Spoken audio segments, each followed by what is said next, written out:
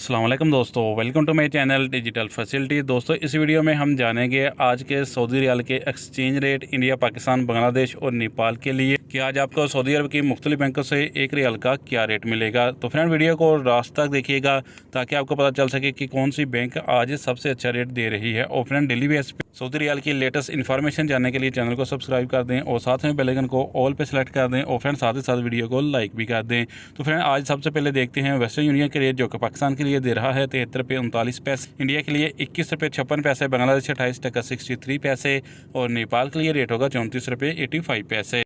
तो फिर दूसरे नंबर पर देखते हैं STC पे के रेट, जो कि पाकिस्तान के लिए दे रहा है 73 रुपये 03 पैसे, इंडिया के लिए 21 रुपये 46 पैसे, बांग्लादेश 28 टका 49 पैसे और नेपाल के लिए रेट होगा 34 रुपये 76 पैसे। तो फ्रेंड, बात करें टेली मनी की, तो पाकिस्तान के लिए दे रहा है 72 रुपये 56 पैसे, इंडिया के लिए 21 रुपये 54 पैसे, बांग्लादेश 28 टका 55 पैसे और नेपाल के लिए रेट होगा 34 रुपये 68 पैसे।